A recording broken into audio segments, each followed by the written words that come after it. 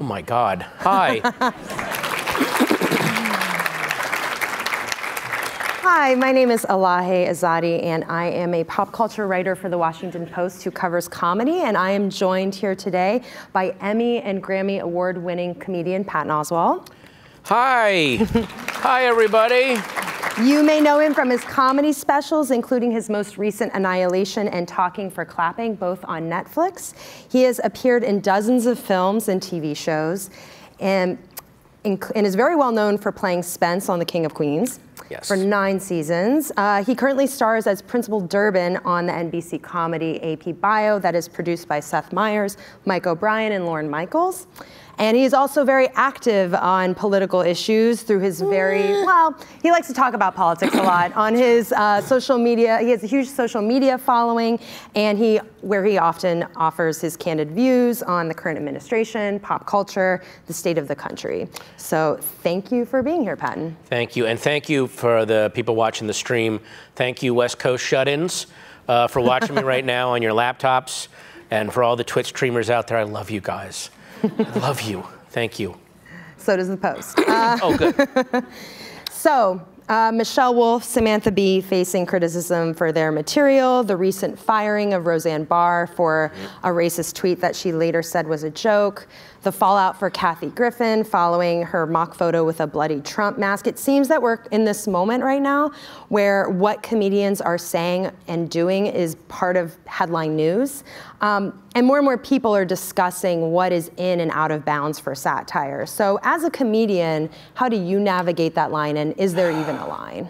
No, there's not a line anymore. The line just shifts every day. And when you say that what comedians say and do is fodder for the media, what it actually is, it's fodder for the media second. What it first is, it's scalp hunting by either side of the political spectrum. Who can we hold up as the latest outrage? And then the media follows going, oh, this is, they can smell the clicks.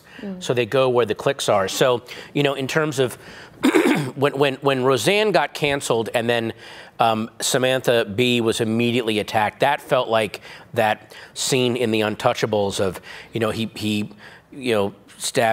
shoots one of yours, puts one of yours in the hospital, you put one of his in the morgue. Like, it's just this, it's this zero-sum game of trophies and oh, look who we got to be knocked out. But it's so not. It just shows how degraded I guess the discourse has become, because it's not ultimately a First Amendment issue. It's a corporate issue. If ABC, which is a private corporation, feels like this person that they've hired is not representing them the way that they want, then they do have the right, unfortunately, to fire them. I don't think people should get fired over, especially stuff like Twitter, which Twitter, if people were going to get fired over Twitter, there's all kinds of like dumb attempts at jokes that I've tweeted out, that my friends have tweeted out. But Roseanne was unfortunately this, you know, she was this prize for a big segment of I guess whatever the political divide is. Now, what she had been doing, though, was, it wasn't like out of nowhere she suddenly tweeted this. She had been tweeting racist stuff over and over and like over again. So it's hard to equate what her getting fired as if it's some kind of big tragedy, where it's what business does, with Samantha Bee, where the next day the president was demanding that TBS cancel her show. That's the head of the government demanding a broadcast network shut someone down. That's actual censorship. That's actual First Amendment violations, as opposed to a company going, maybe not tweet racist stuff, you're fired. You know, and then for her to, I mean, the whole thing was, it was so, again, it's people that are already sexist, racist, homophobic are after the fact trying to grandfather in their racism as if they are these First Amendment warriors. Where it's like, no, you're not a First Amendment warrior if you just haven't bothered to evolve your worldview. Your viewpoint is archaic and the world is moving on, and you digging in your heels doesn't make you some kind of, you know, trailblazer for free speech.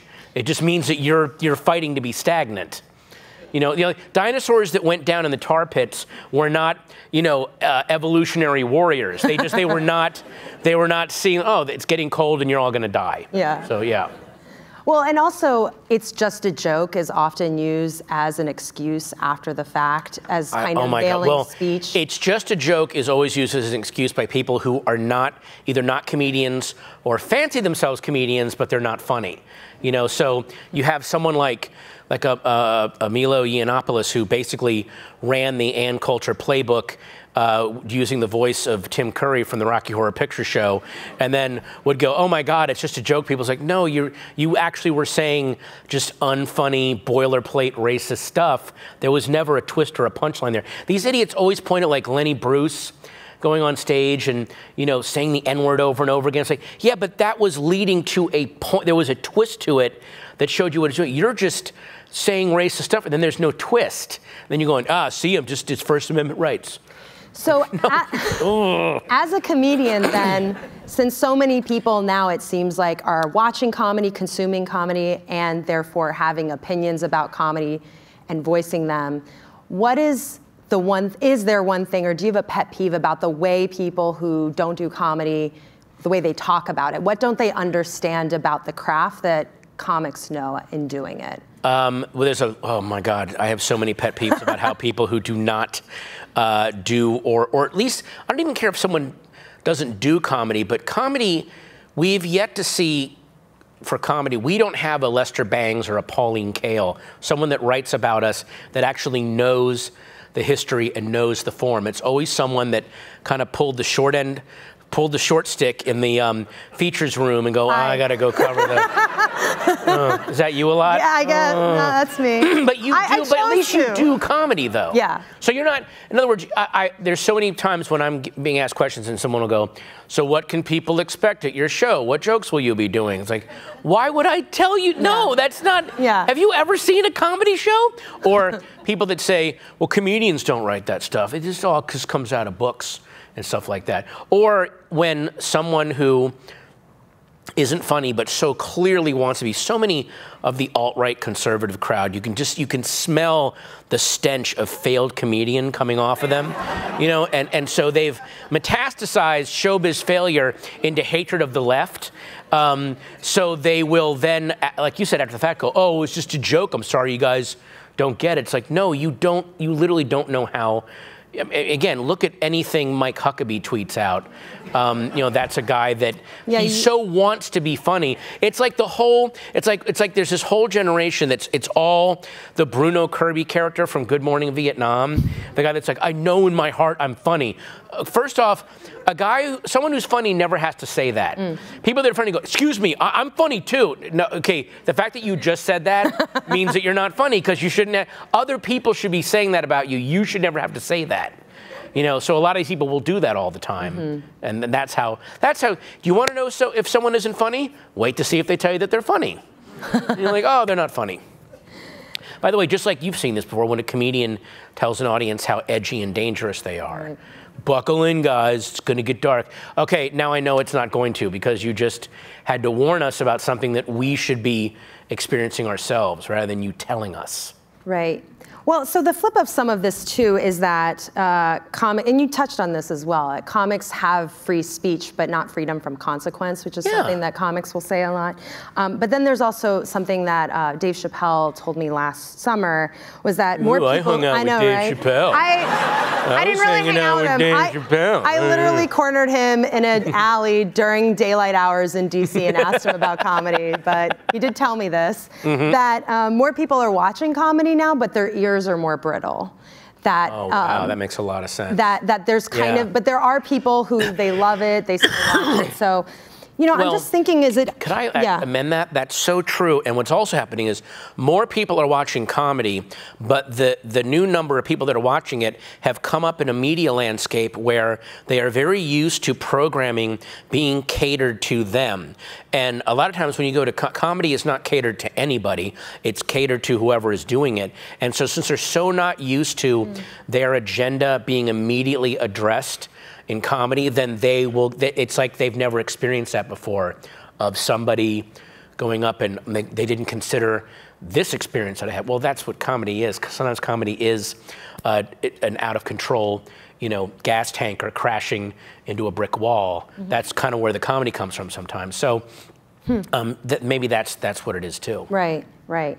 Well, so in a recent GQ interview, you talked about comics who blame this idea of PC culture for their decline in popularity. And actually earlier today, there was a conversation in the program about how the concept of political correctness can be used to undermine efforts to support equality in the name of free speech. And then there's also comics like Chris Rock, Jerry Seinfeld, who have said they don't want to perform on college campuses. It's not a good stand-up environment. And what do you make of comedians who say they're not going to go to college campuses? I don't understand that at all. I mean, there's always going to be stuff that you do on. Again, my early albums contain jokes that I look at now and go, oh boy, because times change. Times change, and there's things that you say sometimes, and you just go, oh yeah, I got that wrong. Even in my last special, I do a whole bit where I assume the identity of these two guys. I say one guy is from the Middle East, one guy is black, and I don't say that the third guy is white because he's wearing a cowboy hat and cowboy boots, and that is that assumption that he is. And it was just, and someone pointed out like, hey, you kind of, and I was like, oh my God, I totally missed that I did that. Why as a comedian or any kind of artist, why is it now we are in this weird fake, proud, no apology culture where somehow you're weak if you go, oh yeah, I got that wrong. Like, I don't know why that's so fatal to people. So, that goes along with and I know, I know Chris Rock and Jerry. I hang out with Chris Rock and Jerry Seinfeld. I hang out with Jerry a lot. Actually hang out with them. No, actually. But they, if you go on stage and you do a joke that doesn't land, just go, yeah, that joke sucked. Or I didn't do it right, or whatever. Like, that's, I mean, I can't imagine. I'm just trying to think of a situation where someone's career could be irrevocably destroyed by having a bad college gig. I mean, yeah, I'm sure people will, there might be some outrage if you go too far, but that's what comedy kind of is. And watch me next week, I'll be at some college and my career will burn to the ground, but whatever. I don't want to jinx it. Yeah. Well, that's interesting though, because on the one hand, that is true. You fail in public. Comedy is this craft where you're failing in public constantly in order to perfect it. Yeah, maybe, actually, go ahead, finish. I don't want to say it, but no. Well, I mean, maybe I'm being a little bit insensitive because I am in a profession where in getting good at it, you get used to decades of failure and humiliation to the point where you do get a little bit of a thick carapace, if you will. So, a lot of people that get freaked out by people like I get a lot of trolls on Twitter, but I'm like, I used to get yelled at by people 10 feet from me. Right. So someone with an anime avatar and a fake name, that just doesn't really, it doesn't land with me anymore because I'm like, well, he's not coming at the stage with an empty bottle. I'm probably safe, so, yeah. But I also think of this idea too, I mean, I'm going to use this term, but I'm going to redefine it maybe, of a safe space for a comic, where especially if you're working out material and you're trying to figure out, you need that room in order to fail in public. And the audience can boo, the guy can come at you with an empty beer bottle, but no one's there recording it. Except now, a lot of times they are. Well, exactly. So do comics need a space, like their own version of a safe space where they can fail in public, face the consequence in the moment, but not have it recorded, sent out for the world to see? Yeah, I think any artist has the right to decide when what they are working on is finished. And a lot of times if you're judging people by what he or she is doing at an open mic, a lot of times you're seeing very early, rough, unfinished versions of something. So if someone's writing a novel and you rip you grab the first few pages and start reading them and go, well, this is, like, let me finish and refine it. It's not done yet. So, although at the same time we are putting ourselves out there as performers to an audience that has come to be entertained on some level or another. I'm not completely anti-audience, but I'm also not completely the customer is always right when it comes to especially creative stuff, music or comedy or anything like that. I think it really comes down to whoever's creating it. I mean, obviously there are some instances of, okay, I'll give you two for instances. Michael Richards, when he went off on that rant that was in public, and it was using a nuclear bomb on someone that was just talking loud, and it was so out of line, so crazed. And I think it came from, I don't think he really did all that much comedy. You know, he was a guy that did a lot of TV. He did some, but he was just used to an audience listening to him whenever he wants, you know, whenever he's on stage.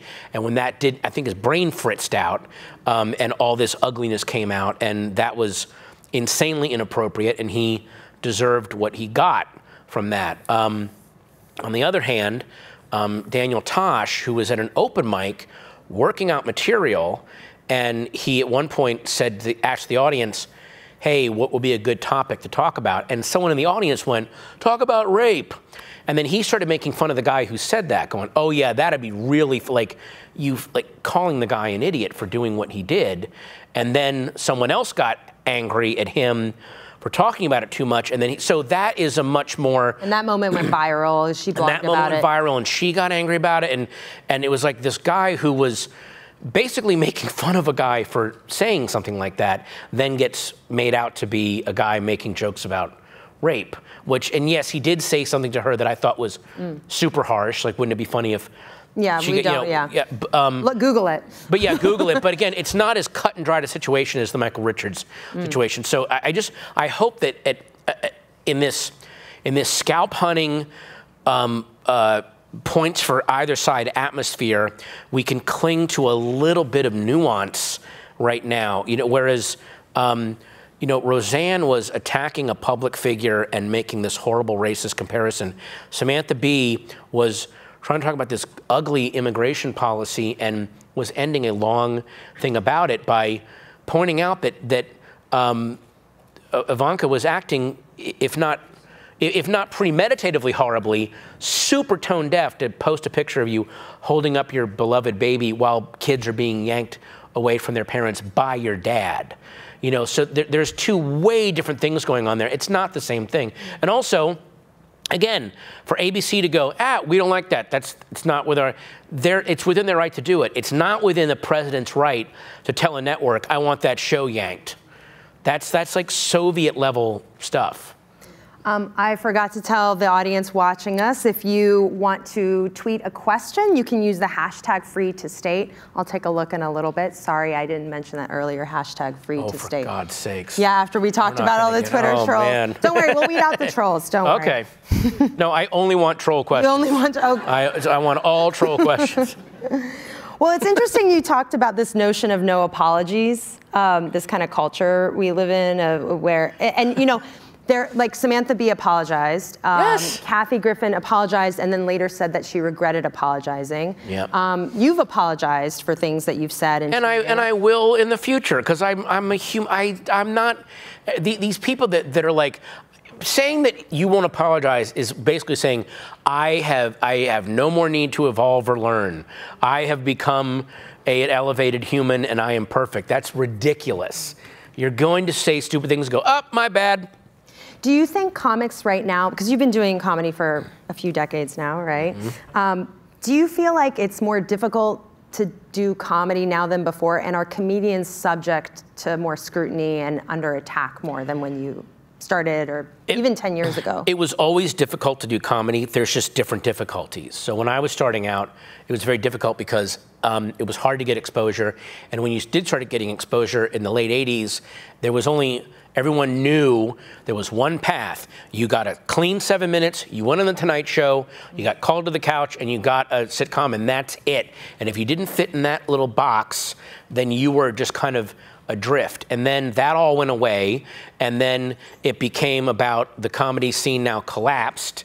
Because yes, despite all those disadvantages, in the late 80s, you could make a lot of money and not be very good as a comedian. Well, is that good or bad? Well, I mean, there were advantages and disadvantages, right, because you could go on stage all the time, mm-hmm, and develop and be paid to develop.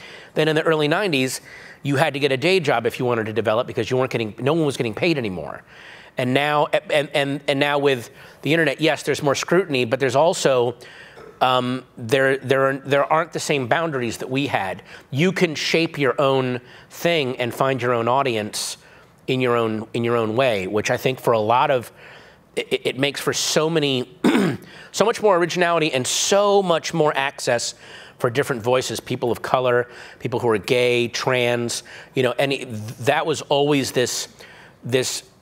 a huge hurdle, if not a complete closed door, you know, in the 80s and even in the 90s. And now that's just not really there anymore. And if you can't get on a network, that doesn't really matter. You can make your own. There's people on YouTube that get more views than network shows. So there's been and again, with every new advantage, there's disadvantages. There's more access, and there's also more scrutiny, and people are gonna. But again, I think there's going to be a generation coming up that is going to be able to weather that scrutiny better than we did. You know, so there's always look for the advantages and look for the evolution rather than, oh my God, this thing that used to be is now no longer. Yeah, that is true. That's gone now. But look what took its place. Things are better now. Right. You mentioned Lenny Bruce. People bring up Lenny Bruce, George Carlin. And usually the wrong people are bringing up Lenny Bruce and George Carlin. I'm bringing them up. Okay. Yeah, but I'm saying like in defense of some really bad stuff. Right. Yeah. Well, and people cite them as well as kind of pointing out that comedians have long been the individuals within our society who are pushing the boundaries of free speech, that's one of their roles in society. Yeah. What do you think right now is the role of comedians in the current political and social landscape? Do they have a certain social responsibility to kind of speak truth to power or anything like that? I think right now we have a social responsibility whether we want it or not, because you can't just go on stage and talk about dating or airline food anymore, because there's this huge, it'd be like going up, be like doing a set during Middle Earth and not talk about the huge tower with the glowing eye, like looking at everyone like, boy, how about those Hobbit villages? And I'd be like, there's an evil glowing eye, you're gonna talk about, like, so there's no, you know, oh God, how can I put it? But at the same time, it feels like there's something very freeing in that, well, I mean, I guess we can say whatever we want because we have a commander-in-chief that's out of his mind and saying whatever he wants. Although I'm a little bit, it makes me, sometimes I feel like the MC in the movie Cabaret, where I'm just making all these jokes, but around me the Reich is forming, and like, what am I doing? And also, if you know what happened during the Anschluss in Vienna, the comedians and social commentators did not fare very well. No. So I don't know. I mean, I guess our responsibility is to keep saying, I'm here and I'm involved, and try to bring some, try to topple what seem like these invulnerable figures that I think are steering us in the wrong direction. And if you can, to quote my friend Todd Glass, if you can mock it, you can manage it. So. I'm going to ask a question from Twitter. Oh dear God! But it's actually somewhat similar to a question I was going to ask. Mike on Twitter was MAGA69 asks. Is there anywhere or any line you won't cross in the quest for a good joke? Or does being a good joke mean the line was innately worth crossing? Yeah, if it's a good joke, if you found a good approach for it, then yeah, then there's no line you can't cross. That's the other thing is, a lot of these people that are, they're arguing, they're whining about, oh, everything's too PC, but it's because their jokes are so weak and so obvious. They go for the obvious thing. But if you can find a way, there was someone online, her name is Adrienne Earhart. She's a comedian. She's really funny, and she has one of my favorite Twitter tweets, which is, I want to get this just right. And she crosses a lot of lines just in this tweet, but it's so perfectly crafted where she says, oh, my waiter just brought my entree to the only other white woman in this Mexican restaurant. I understand now. And then there's like a space, and she goes, oh wait, that's not my waiter. Like, so she just like she just nailed all these different like levels to it. Like, oh my God, that's so, and again, like a lesser comedian or a frustrated alt-right Pepe idiot that fancies as a comedian would do the most idiotically easy race thing and go, things are too PC. No, you didn't find the cool way into it. You know, and that's what happened to finesse and cleverness? Hang on. Did I just say what happened to finesse and cleverness and then ended by going, eh? It's a great representation of that. So horrible. All right. So in your most recent special, Annihilation, you actually touch on this, and it's something I like to ask comedians when I interview them, is that during the campaign and after the election, there was a lot of just talk in the ether that, Trump is good for comedy. Oh, God. Your take. No. Trump is the worst thing for comedy right now because the longer he stays in office, the more tense and angry and on edge everyone is. So we're gonna hit a point, we haven't hit it yet, where even bringing him up, people are just gonna be like, I'm exhausted. I don't wanna hear this anymore. Except if you don't bring it up, that's also gonna seem weird because people are like, but don't you, there's all this, like they'll see the 8 horrible things he's done. So we're gonna be in this weird twilight zone where people aren't gonna wanna hear about it, but it's gonna be the only thing on people's minds. You know, I said this when Bush was president. People were like, oh, you're going to really miss, when Obama got elected, people said, you're really going to miss George W. Bush as a comedian. I said, I'll give back the 10 minutes I wrote about George Bush if we weren't torturing people and our money isn't on fire. Like, it was not worth the 10 minutes of jokes that I got. And I'm telling you, however many great Stephen Colbert bits and Samantha Bee bits and John Oliver stuff comes out of this, it's not going to be worth the warping of so many norms that keep things chugging along. It's just, I don't know how, I can't imagine what comes after this. I'm quoting Matt Chrisman on the Chapo Trap House podcast. I cannot see what, like, I could imagine what was after George W. Bush. I could imagine what might come after Clinton.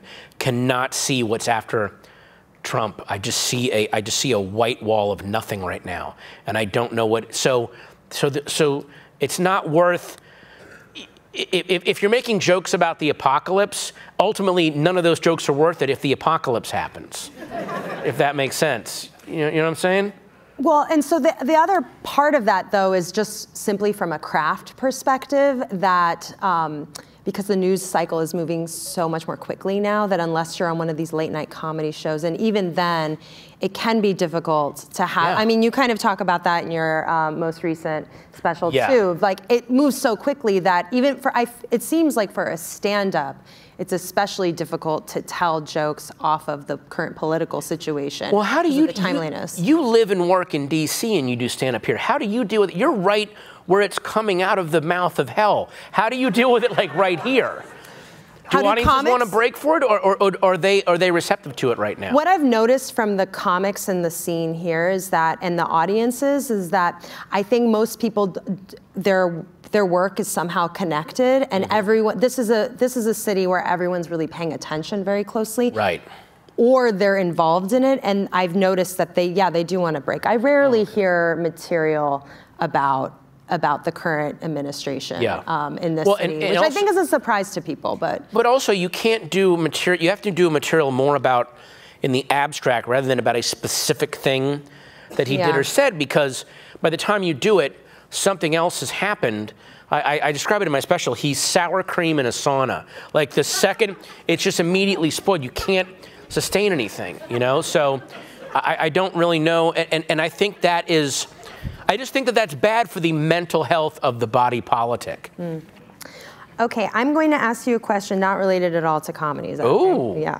Well, I wanted to ask you about the Golden State Killer. Is that okay? Oh, yes, absolutely. Okay. Yeah. Which for those who don't know, it's a cold case, which your late wife, Michelle McNamara, chronicled in her book, I'll Be Gone in the Dark, which recently came out. And then since it's been released, authorities have arrested a man who is the suspect in this case. So I wondered, for a series of murders and rapes, I'm wondering if you could tell us about the moment you found out about the arrest, and how are you following the case?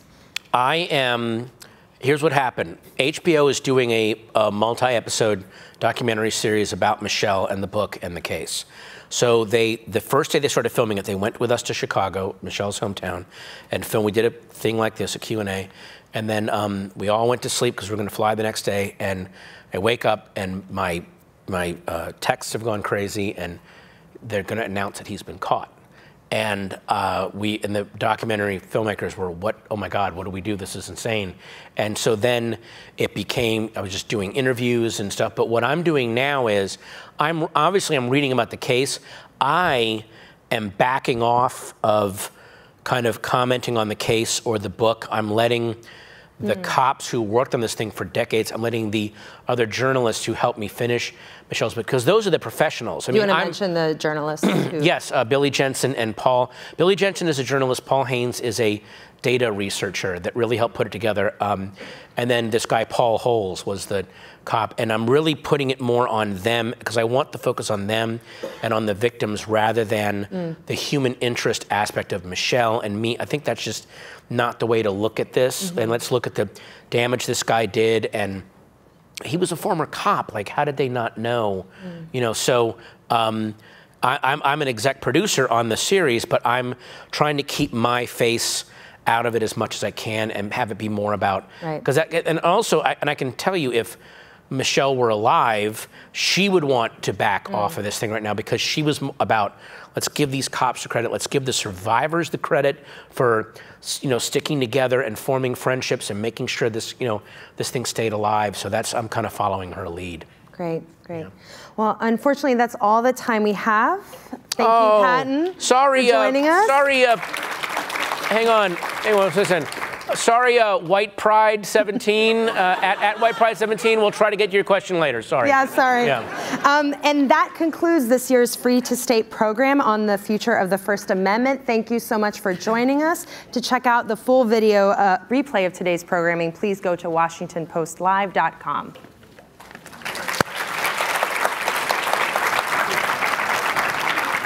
Thank you so much.